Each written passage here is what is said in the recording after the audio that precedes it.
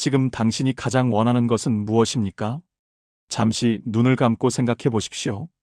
돈입니까? 사랑입니까? 인정입니까? 자유입니까? 무엇이든 좋습니다. 하나를 떠올려 보십시오.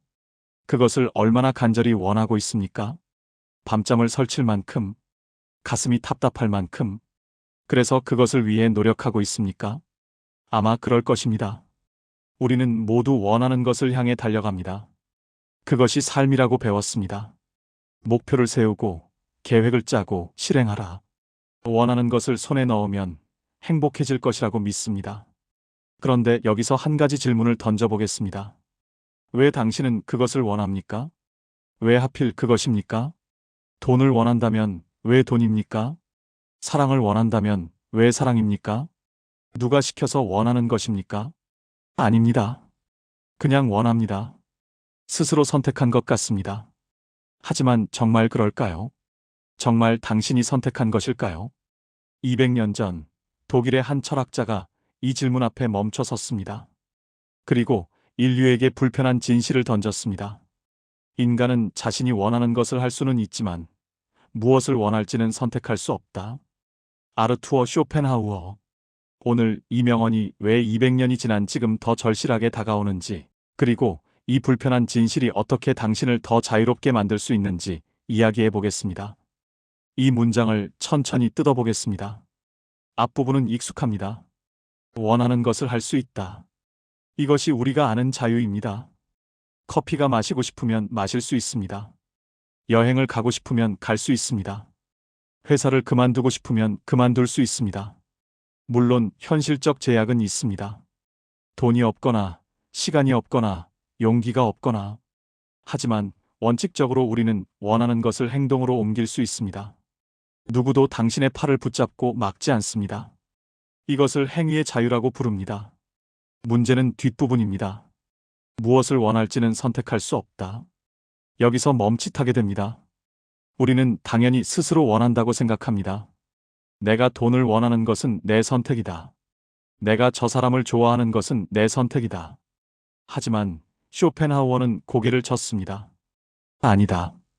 당신은 그것을 원하도록 되어 있었을 뿐이다. 이것이 무슨 말일까요? 구체적인 예를 들어보겠습니다. 당신이 지금 성공을 간절히 원한다고 해봅시다. 왜 성공을 원합니까? 어릴 때 가난했기 때문일 수 있습니다. 부모님이 성공을 강조했기 때문일 수 있습니다. 주변에서 성공한 사람을 보고 부러웠기 때문일 수 있습니다. 또는 타고난 성격이 경쟁적이기 때문일 수 있습니다. 이 모든 것은 당신이 선택한 것이 아닙니다. 환경이, 양육이, 유전자가 만들어 놓은 것입니다. 당신은 그저 그렇게 형성된 욕망을 품고 살아가는 것입니다.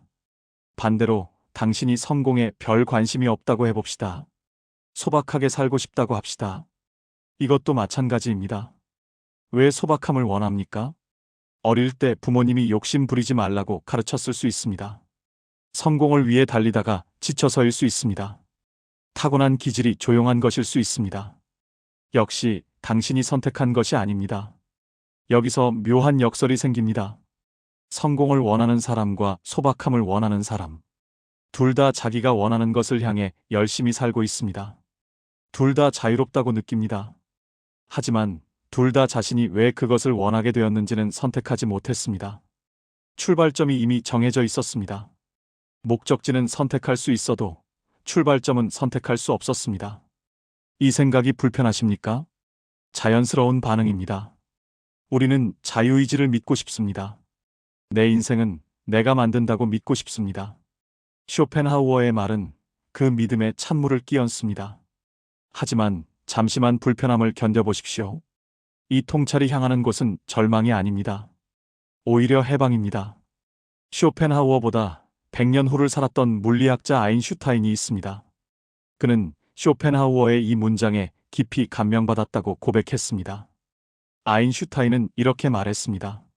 나는 자유의지를 믿지 않는다.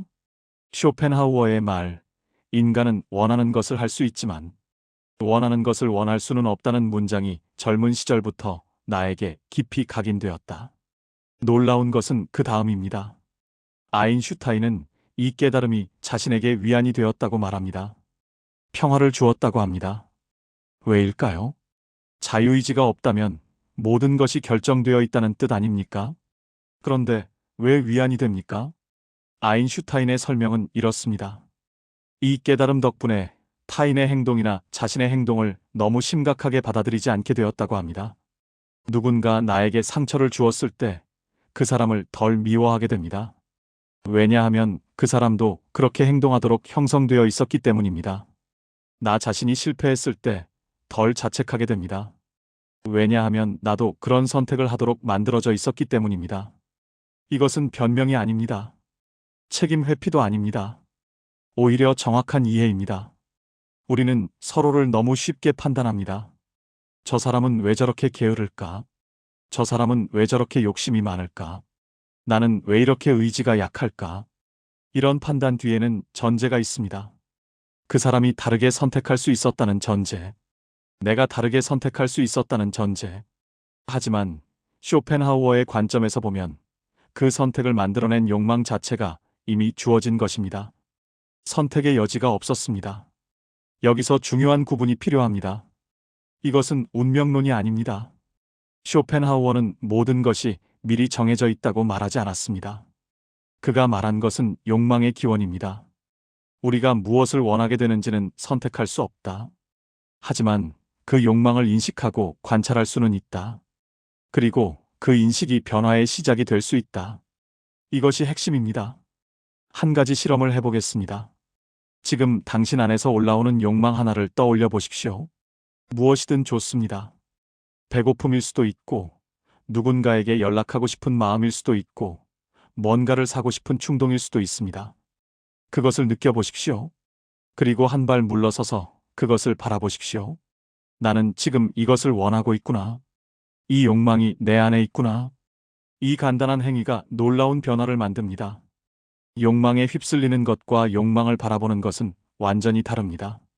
휩쓸리면 욕망이 나를 지배합니다. 바라보면 내가 욕망을 관찰합니다. 쇼펜하우어가 말한 것처럼 우리는 무엇을 원할지 선택할 수 없습니다. 하지만 그 원함을 알아차릴 수는 있습니다. 그 알아차림이 자유의 시작입니다. 쇼펜하우어의 철학에서 의지는 핵심 개념입니다. 그가 말하는 의지는 우리가 흔히 쓰는 의지력과 다릅니다. 의지력은 무언가를 해내려는 힘입니다. 쇼펜하우어의 의지는 더 근본적입니다. 모든 생명체를 움직이는 맹목적인 충동입니다. 배고프면 먹고 싶고, 목마르면 마시고 싶고, 외로우면 누군가를 찾고, 가지면 더 갖고 싶은 이 끊임없는 원함. 이것이 의지입니다. 문제는 이 의지가 결코 만족하지 않는다는 것입니다. 원하던 것을 얻으면 잠시 기쁩니다. 하지만 곧 새로운 욕망이 올라옵니다. 쇼펜하우어는 이렇게 표현합니다. 충족된 욕망은 거지에게 던져준 동전과 같다. 오늘은 살지만 내일이면 다시 굶주린다. 잔인한 비유입니다. 하지만 정확합니다. 우리 모두 경험해 보았습니다. 그토록 원하던 것을 손에 넣었을 때의 허무함. 이게 전부야? 하는 실망감. 그리고 곧 시작되는 새로운 갈망. 쇼펜하우어는 이것을 진자에 비유합니다. 인생은 고통과 권태 사이를 오가는 진자와 같다. 원하는 것을 얻지 못하면 고통스럽습니다. 간절히 원합니다. 그래서 노력합니다. 마침내 얻으면 어떻게 됩니까? 잠깐의 기쁨 뒤에 권태가 찾아옵니다. 심심해집니다. 무료해집니다. 그러면 또 새로운 것을 원하게 됩니다. 다시 고통이 시작됩니다. 이 순환이 끝없이 반복됩니다. 우울한 이야기로 들립니까? 쇼펜하우어가 비관주의자로 알려진 이유입니다. 하지만 그의 철학을 비관으로만 읽으면 절반만 읽은 것입니다. 그가 진짜 말하고자 한 것은 다릅니다. 이 구조를 알아야 벗어날 수 있다.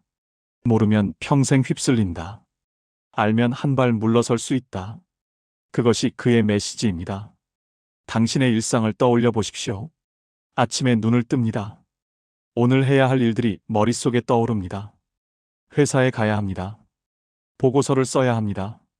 약속이 있습니다. 이 모든 것이 욕망과 연결되어 있습니다. 돈을 벌어야 합니다. 인정받아야 합니다. 관계를 유지해야 합니다. 당신은 이 욕망들을 따라 하루를 보냅니다. 저녁이 되면 지쳐 있습니다. 내일도 비슷할 것입니다. 이것이 삶입니다. 여기서 쇼펜하우어의 질문이 끼어듭니다. 이 욕망들은 정말 당신의 것입니까? 돈을 벌고 싶은 마음, 정말 당신이 원하는 것입니까? 아니면 사회가 그렇게 원하라고 가르친 것입니까? 인정받고 싶은 마음, 진짜 당신에게서 나온 것입니까? 아니면 어릴 때 충분히 인정받지 못해서 생긴 결핍입니까? 관계를 유지해야 한다는 강박, 정말 그 관계가 소중해서입니까? 아니면 외로움이 두려워서입니까? 이 질문들이 불편할 수 있습니다. 하지만 한 번쯤 던져볼 가치가 있습니다. 왜냐하면 이 질문을 던지는 순간 당신은 욕망에서 한 발 물러서기 때문입니다. 욕망 안에 있으면 보이지 않습니다. 밖에서 봐야 보입니다. 쇼펜하우어의 통찰은 이 거리두기를 가능하게 합니다. 쇼펜하우어 자신의 삶이 이것을 보여줍니다. 그는 젊은 시절 인정받고 싶은 욕망이 강했습니다. 자신의 철학이 세상을 바꿀 것이라고 믿었습니다. 하지만 현실은 달랐습니다. 그의 책은 팔리지 않았습니다. 강의실은 비어 있었습니다. 당대의 스타 철학자 헤겔에 가려 아무도 그를 알아보지 않았습니다. 그는 좌절했습니다. 분노했습니다. 하지만 시간이 지나면서 그는 변했습니다. 인정에 대한 욕망을 내려놓았습니다. 아니, 정확히 말하면 그 욕망을 바라볼 수 있게 되었습니다. 나는 인정받고 싶어 한다. 하지만 그것은 내가 선택한 것이 아니다. 그냥 그런 욕망이 내 안에 있을 뿐이다. 이 인식이 그를 자유롭게 했습니다. 그는 더 이상 세상의 인정에 목매지 않았습니다. 자신의 철학을 계속 발전시켰습니다. 혼자서, 묵묵히, 그리고 놀라운 일이 일어났습니다. 그가 예순이 넘어서야 세상이 그를 발견하기 시작했습니다. 그의 마지막 저작 여록과 보유가 출간되자 사람들이 열광했습니다. 오랫동안 무시당했던 철학자가 갑자기 유명해졌습니다. 하지만 그때 쇼펜하우어는 이미 달라져 있었습니다. 젊은 시절처럼 환호하지 않았습니다. 담담하게 받아들였습니다. 인정에 대한 욕망을 이미 꿰뚫어 보았기 때문입니다. 그는 이렇게 말합니다. 명성은 늦게 오는 것이 좋다. 그래야 그것에 현혹되지 않는다. 젊어서 명성을 얻으면 그것이 자기 자신이라고 착각합니다. 늦게 얻으면 그것이 자기 자신과 별개라는 것을 압니다. 욕망을 바라볼 수 있게 된 사람만이 할 수 있는 말입니다. 이제 이 통찰을 당신의 삶에 적용해 보겠습니다. 첫 번째 제안입니다. 당신의 욕망을 적어 보십시오. 지금 가장 간절히 원하는 것들을 종이에 써 보십시오. 돈, 승진, 사랑, 건강, 인정, 자유, 무엇이든 좋습니다. 다 적었으면 하나씩 들여다보십시오. 이것을 왜 원하는가? 언제부터 원했는가? 누구의 영향으로 원하게 되었는가? 정말 내가 원하는 것인가 아니면 원해야 한다고 배운 것인가? 이 질문들 앞에서 솔직해지십시오. 놀라운 발견을 하게 될 것입니다. 당신이 원한다고 생각했던 많은 것들이 사실은 당신의 것이 아닐 수 있습니다. 두 번째 제안입니다. 욕망이 올라올 때 3초만 멈추십시오. 무언가를 강하게 원하는 순간이 있습니다. 충동적으로 무언가를 사고 싶을 때, 누군가에게 화를 내고 싶을 때, 어떤 결정을 당장 내리고 싶을 때, 그 순간 3초만 멈추십시오. 그리고 속으로 말해보십시오. 나는 지금 이것을 원하고 있구나. 이 짧은 순간이 당신을 욕망에서 분리시킵니다. 휩쓸리는 대신 바라보게 됩니다. 그러면 다른 선택이 가능해집니다. 세 번째 제안입니다. 밤에 잠들기 전 5분 동안 오늘을 돌아보십시오. 오늘 나를 움직인 욕망들은 무엇이었나? 그중 진짜 내 것은 무엇이고 주입된 것은 무엇인가? 내일도 이 욕망들을 따라야 하는가? 아니면 다르게 살 수 있는가? 이런 질문을 매일 밤 자신에게 던지십시오. 한 달만 해보십시오.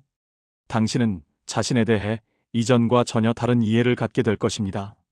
네 번째 제안입니다. 충족되지 않은 욕망에 대해 관대해지십시오. 우리는 원하는 것을 얻지 못하면 괴로워합니다. 자책합니다. 왜 나는 못 얻었을까? 노력이 부족했나? 능력이 없나? 하지만 쇼펜하우어의 관점에서 보면 그 욕망 자체가 애초에 당신이 선택한 것이 아닙니다. 그러니 얻지 못했다고 자신을 너무 몰아세우지 마십시오. 욕망은 그저 당신 안에 있는 것일 뿐입니다. 당신 자체가 아닙니다. 다섯 번째 제안입니다. 다른 사람의 욕망에 대해서도 관대해지십시오. 누군가 당신이 이해할 수 없는 행동을 합니다. 왜 저러는 걸까 답답합니다. 하지만 그 사람도 자신이 선택하지 않은 욕망에 따라 움직이고 있습니다. 그 사람도 어쩔 수 없는 것입니다. 이렇게 생각하면 분노가 줄어듭니다. 미움이 옅어집니다. 이해가 깊어집니다. 관계가 부드러워집니다. 쇼펜하우어의 이 명언은 결국 무엇을 말하는 것일까요? 겸손입니다. 우리는 자신이 대단하다고 생각합니다. 내 인생은 내가 만든다고 믿습니다. 하지만 그 나라는 것이 이미 만들어진 욕망의 집합체라면 어떻습니까? 내가 만드는 것이 아니라 욕망이 나를 만들고 있는 것이라면 어떻습니까? 이것을 인정하는 것이 겸손입니다. 그리고 이 겸손이 역설적으로 자유를 줍니다. 왜 자유일까요? 욕망이 나라고 믿으면 욕망에 갇힙니다. 욕망이 충족되어야 내가 행복하다고 생각합니다. 욕망이 좌절되면 내가 무너진다고 느낍니다. 하지만 욕망이 나와 별개라는 것을 알면 달라집니다.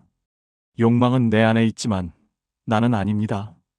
욕망이 충족되든 좌절되든 나는 그것을 바라보는 존재로 남아 있습니다. 이것이 자유입니다. 쇼펜하우어가 발견한 자유의 역설입니다. 당신은 자신이 원하는 것을 할 수 있습니다. 이 자유는 빼앗기지 않았습니다. 하지만 무엇을 원할지는 선택할 수 없습니다. 그것은 이미 주어져 있습니다. 이 두 가지 사실을 동시에 아는 것. 그것이 지혜입니다. 행위의 자유는 누리되 의지의 한계는 인정하는 것. 원하는 대로 살되 그 원함이 절대적이 아님을 아는 것. 이 균형 위에서 삶이 가벼워집니다. 쇼펜하우어는 비관주의자로 알려져 있습니다. 하지만 그의 철학을 깊이 읽어보면 따뜻함이 있습니다. 그는 모든 생명이 같은 의지를 공유한다고 보았습니다. 당신 안의 원함과 내 안의 원함이 다르지 않습니다. 당신이 사랑을 원할 때와 내가 사랑을 원할 때 그 원함의 뿌리는 같습니다. 이것을 알면 연민이 생깁니다. 동병상련입니다. 우리는 모두 같은 조건 위에 서 있습니다. 선택하지 않은 욕망을 품고 살아가는 존재들입니다. 그래서 서로에게 좀 더 너그러울 수 있습니다. 마지막으로 당신에게 이 말을 전하고 싶습니다. 당신이 지금 무엇을 원하든 그것은 당신의 잘못이 아닙니다. 당신이 너무 많은 것을 원한다고 자책하지 마십시오. 당신이 남들과 다른 것을 원한다고 부끄러워하지 마십시오. 욕망은 선택이 아닙니다. 다만 그 욕망을 바라볼 수 있다는 것은 당신의 힘입니다. 그 힘을 사용하십시오. 욕망에 끌려다니는 대신 욕망을 관찰하십시오. 그러면 당신은 조금 더 자유로워질 것입니다. 조금 더 평화로워질 것입니다. 쇼펜하우어는 72세에 세상을 떠났습니다. 그의 마지막 날들은 평온했다고 합니다. 아침에 일어나 찬물로 목욕하고 커피를 마시고 책을 읽고 산책을 했습니다. 규칙적이고 단순한 일상이었습니다. 그는 더 이상 무언가를 간절히 원하지 않았습니다. 원함 자체를 넘어선 곳에 있었습니다. 그것이 그가 도달한 자유였습니다. 당신도 그 자유를 향해 갈 수 있습니다. 한 번에 도달할 필요는 없습니다. 매일 조금씩 욕망을 알아차리는 것부터 시작하면 됩니다. 오늘 하루 당신 안에서 올라오는 원함들을 바라봐 주십시오. 판단하지 말고 그냥 지켜봐 주십시오. 그것이 첫걸음입니다. 그리고 그 첫걸음이 당신을 전혀 다른 곳으로 데려갈 것입니다. 이 영상이 당신에게 작은 쉼이 되었기를 바랍니다. 좋아요와 구독은 다음 영상을 만드는데 큰 힘이 됩니다. 알림 설정까지 해두시면 놓치지 않으실 수 있습니다. 다음 영상에서 또 만나겠습니다. 오늘도 당신의 하루가 평온하기를 바랍니다.